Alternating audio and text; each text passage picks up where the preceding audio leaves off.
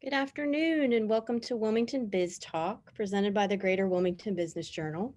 My name is Cece Dunn. I'm the Business Journal's real estate reporter and assistant editor. Today we're talking about commercial real estate. Many of our subscribers have already received their copy of Wilmington Biz Magazine, the Real Estate Edition, which is also available online at wilmingtonbizmagazine.com. And we're going to be exploring some of the topics covered in the magazine with our panel. Giving us their perspectives today on the market in Wilmington are Brian Eckel with Cape Fear Commercial and John Hinnant with Eastern Carolina's Commercial Real Estate. First of all, thank you guys for being here today. Thanks for having us. Yeah, thank you. So my first question, now that it's been a little over a year since the pandemic really began to hit home, what impact has COVID-19 had overall on the commercial real estate industry here? Ron, why don't you start? So I think it's you'd have to really break that down by sector, right? To truly, it's hard to just generalize the entire commercial real estate market. But overall, I know John had a good year. We had a good year at our office, which was very, very surprising. A year ago this time, we were all scared to death on what the future was going to look like. I think we're still trying to figure out what the new normal is going to look like. But in every sector, every one of our guys and girls in our office is extremely busy. So it hasn't had a tremendous impact on us. Yeah, I'll describe it as driving 85 miles an hour down the freeway. And I keep wanting to put my hands up like I'm bracing for impact, but I don't see anything coming at me. I think it, like Brian said, it's industry specific. I think retail is going to have to continue to reinvent itself as it has for the last 10, 15 years. If Amazon and big box stores didn't kill a little retail, COVID really punished it pretty hard. But we're seeing retailers reinvent themselves quite uniquely. We're seeing a strong investor market looking for leased properties. It's wide open. Like Brian said, I think almost everybody did really well this past year. And at a time when it was really questionable, I think in late March, April 2020, we were all real nervous and calling each other, and all of a sudden the phone started ringing and people started responding to inquiries, and it just seemed like it was a good year, and it shows in the numbers. Okay. Well, yeah, speaking of sectors, let's start with the office sector. We have a story in the latest Wilmington Biz magazine about office space and some of the different trends there. And I think a lot of people are wondering what's going to happen to office space. What do you guys think? We're wondering the same thing, Cece. Now, depending on, Wilmington has always had a fragile office market, right? I mean, we saw this with Wachovia Mortgage in 2008, which is now the new Encino headquarters. But taking 90,000 feet and dumping it in the landfall submarket had a tremendous impact on our market. We, as you know, the Verizon call center is now vacant. We're not sure that will. I can't imagine that they're going to come back and have a call center there. And so there's certain pockets that are concerning, but there's still a lot of opportunity. You look at guys like Steve Anderson. He's always continues to do extremely well by allowing the flexibility for either buyers or tenants to lease or buy. We're building a couple buildings at Alden Hall right now, about 50,000 feet. So we're somewhat bullish on the office market, but again, I think you're going to see the workplace certainly evolve. I think most companies will take a hybrid approach, not forcing their employees to come back to work.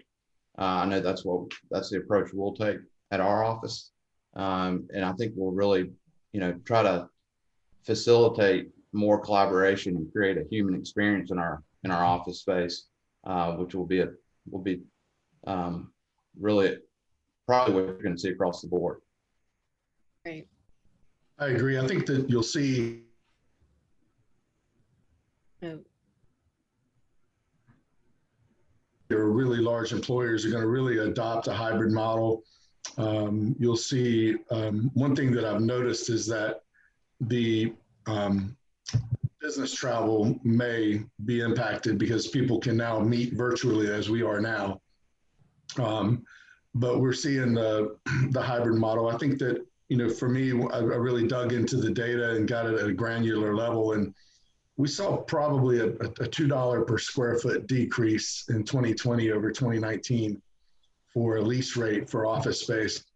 But, Brian and I got together yesterday to talk a little bit. There's not a whole lot of really nice 5,000 square feet or more office spaces. And so what's happening is the new shiny brand new product is getting leased up. It's the existing inventory that's going to require a little bit either a lower rate or a developer or landlord may have to go in and reimagine the space, but speculatively to try and attract tenants because styles and trends change quickly. But our community, our economy is largely services based and small businesses. A group like Verizon or PPD are probably taking orders from somewhere nationally or internationally to send their people home. But here locally, I think that the water cooler is still a valuable asset in office space. And I think people value the socialization. So, our hair is not on fire. I think we're going to be fine. And I'm confident that we'll see things come back. Today, we have about the same amount of available office space as we did before the pandemic. So it's a matter of, getting that space backfilled. We tend to cannibalize ourselves a lot here. When a new building comes up, a lot of tenants relocate from one building to the new building. And so it's, again, it's about, jobs. We grow more jobs and fill these buildings. And you may have said this already, do you think a building like the Verizon building, and I know you can't speak to, what Verizon's plans are, but will those be broken up into smaller spaces, or what do you think will happen to those kind of the bigger spaces that locals might not want? I'll suggest that it's a fantastic opportunity for our economic development agencies to really go target some large employers. But I think that ultimately that landlord may have to consider subdividing that building by floor or by section if it's possible. I'm not familiar with the layout. I don't know where the plumbing is. All those factors will play a big role. Okay.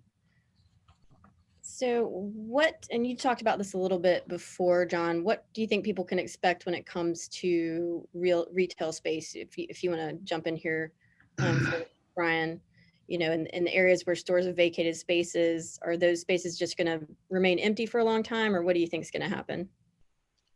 I don't think so. I think retail is going to continue to reinvent itself. Our super Walmart is located near the intersection of Water Market and College on Sigmund Road. But its first location was at University Center, and that space became 6 stores. So I'm not concerned about. I realize retail is going to come back a little wonkier than it was before, but I think we'll find that retail will be more store to home experience, kind of a clicks and bricks type thing. You'll go into the store and you'll probably check out what you want to buy, and then you might even pay for it, and then the store will ship it home or something like that. I think retail is going to reinvent itself. I'm not overly concerned about it. It's really hard to kind of dial in, and you got places like Hanover Center, which I know Brian will probably talk about, that they're going to reimagine the center. The sea of parking may not be necessary anymore, and reimagining the land more efficiently designed and developed, I think is going to really transform that retail in that market.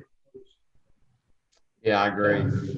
The retail industry has been in kind of a constant extreme disruption for several years with the rise of millennials and urbanization, digitalization, and obviously Amazon is the big one.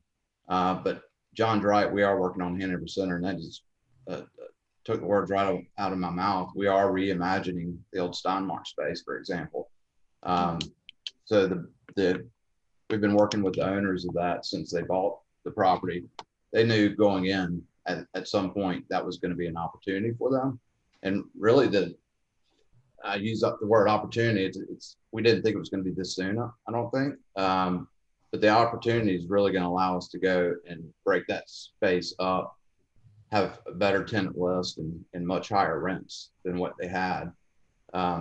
So I think you'll see the same thing for some of the larger boxes at Mayfair that become vacated, but it's definitely an evolving industry right now. And I think two prime examples of potential for reimagining are the Kmart and the Dick's store on College Road. And you got a huge void right there. And, how that gets reimagined and redeveloped, I think is going to, have a lasting impact on the gateway to our city. I'm kind of excited about those two properties. And I've always thought that Hanover Center was fascinating because I think it was opened in 1956. Correct.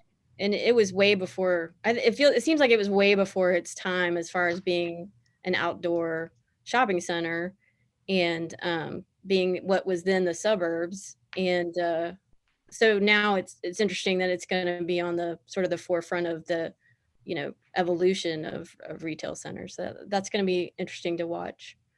But moving on, Brian, I wanted to ask you this first. Industrial real estate has been a bright spot in the market. Why is that? Well, we've had no industrial product to speak of, and we've got, for the first time that I can remember since I've been here in 20 years, that we have 3 different developers that are building spec over 125 to 150,000 square foot spaces. So the first one is up. It's Pender Commerce Park. It's 125,000 feet. Our company, Will Leonard, is handling that, and he is literally on fire. His hair is on fire. Sure. On the leasing. He's breaking that up into 25,000 square foot components, and you'll probably see, I have a feeling you'll see that building full before the end of summer. Hold on one second. Apologize. Sorry, I had a dog that was going to go crazy there. Okay. Wilmington Trade Center, Chris Norvell, he's under construction. I think he'll do extremely well with that, 150,000 feet. And then International Logistics Center is also built 150,000 feet. That's expandable to 300,000. So time will tell, but I believe you're going to see all 3 of these facilities do very, very well. It's not just warehouse distribution. We're actually seeing some true manufacturing, which I know is exactly what we want, because it's jobs, So I'll come off of that with a little bit of a different tact. I think that the smaller industrial, the light industrial, we haven't had a whole lot of that inventory, and there's some under development now. But if you think about how our real estate industry in general, specifically residential, has blown up over the last few years, one of the things that you have to remember is everybody who touches a house, from the roofer to the HVAC to the plumbing to the those companies are growing and they need more space. And so we're finding that, the 5 to 10,000 square foot user is out there. We just don't have the product. We don't have the inventory. And finally, the lease rates for that type of space is starting to catch up with the cost of construction. Materials it's been well reported. The cost of materials is outrageous right now, but we're finally seeing the rents for these small industrial spaces come into line that will support the cost of construction. So I think that's something else you got to think about, from siding contractors to gutters and downspouts to roofing and plumbers and electricians. So all those folks are growing and they need more space as well. And that flex market is literally full right now. Yeah. There's no inventory. So the developers that are out building it will probably have a very bright future. Okay. And we touched on this when we were talking about the individual sectors. I know this is a sector by sector issue too, but I've just heard some people saying they feel like commercial development, the development of space, is going to be slowed down or has slowed down. Do you guys find that to be the case, or no, because of things like the industrial market and office space? If you consider multifamily in the commercial development market. Obviously, that has not slowed yet. We expect it to slow with rising construction costs, but we have not seen it yet. So I don't see any slowdown. We've got 19 projects on our list right now that we're actively developing. So I know we're not personally seeing it. Yeah, our firm is not in the development game, but we are not seeing any slowdown. In fact, we're targeting properties that are ripe for redevelopment. And in fact, we have a couple along Market Street that are, one in particular is an ideal redevelopment opportunity for multifamily or mixed use. So we're seeing in the urban infill and closer to the city center, we're seeing, we've now got the attention of some developers who are no longer looking for raw land. They're looking for something they can scrape and go vertical with. So I don't fear a slowdown as much, because if you see these new office buildings that Brian and Steve Anderson and others are building, they're filling up, and they're filling up fast. So I'm as I said earlier, people like the brand new shiny product. So I don't see a particular slowdown on the horizon myself. Okay. And starting with you, Brian, what are your predictions for this year for the market? I think we're going to see growth probably, remain somewhat constrained. John hit on this earlier. We do have a lot of churning in our market. So when we see office tenants, with some slight growth, 2,000 to 3,000 square feet and be forced to move, which creates opportunity. Retail, I do not know what the new normal is. I don't think physical retail is dying, but I think the bad retail is. And I think we've already seen that. I've been really, really pleasantly surprised on how well these local retailers and restaurants have survived over 2020. So hopefully with the vaccine being more readily available, we'll see a nice comeback in that sector. I think you're going to see multifamily continue to be on fire, and from Topsail to Myrtle Beach, I think people are going to want to come to Wilmington, and there's all the analytics are proving that sector is going to be very, very strong. Yeah, I agree. Multifamily, industrial will continue to be red hot. I'll be interested to see how the medical office market works now that Novant New Hanover has completed the merger or the acquisition. But I think retail, I've been looking to and paying attention to some of the long-standing legacy multi-generational retailers to see how they've been surviving and adapting. And again, the creative reinvention, who was it? Jimmy's at Red Dogs. They bought mobile bars and they started going to people's backyards and throwing parties and concerts and everything else. And I think that, the service industry has to be really creative. And I think retail is going to have to be equally as so. I'll be interested to see how the footprints of some of the larger retailers change. We've seen, national chain restaurants and national chain retailers kind of, declare bankruptcy, but I imagine some of them are going to come back and reinvent themselves into smaller footprints and faster customer experiences.